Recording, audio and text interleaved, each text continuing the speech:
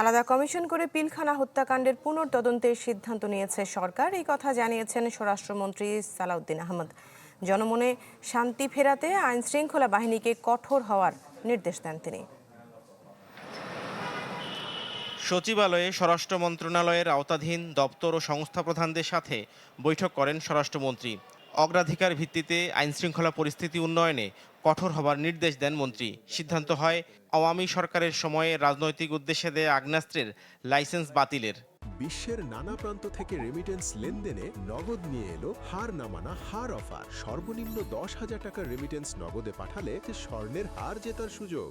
রাজনৈতিক উদ্দেশ্যে বা বিভিন্ন অপরাধমূলক কর্মকাণ্ড করার উদ্দেশ্যে হয়তো অন্যভাবে তারা লাইসেন্স পেয়েছে রাজনৈতিক বিবেচনায়, সেই বিবেচনায় যারা পেয়েছে সেগুলো বাতিল করা হবে এবং একই সাথে সেই লাইসেন্সের অধীনে অস্ত্র থাকলে সেটাও বাজেয়াপ্ত হবে।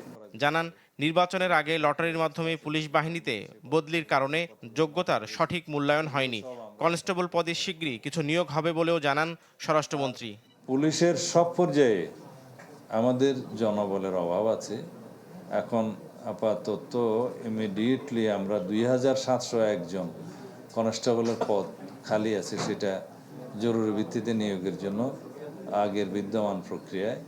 বহুল আলোচিত বিডিআর হত্যা মামলা পুনরায় তদন্তে কমিশন গঠনের কথা জানান সালাউদ্দিন আহমেদ। আমরা বিডিআর ঘটনাটা পুনঃতদন্ত অথবা একটা কমিশন গঠন করে কমিশনের রিপোর্ট অনুসারে কাজ করব। যে বাংলাদেশে মব কালচার শেষ। আবারও হুঁশিয়ারি দিয়ে বলেন, মব সন্ত্রাস করে দাবি আদায়ের দিন শেষ। যৌক্তিক দাবি থাকলে স্মারকলিপি দেওয়ার আহ্বান জানান স্বরাষ্ট্রমন্ত্রী। আমরা রিয়েক্ট করব খুব কঠোরভাবে।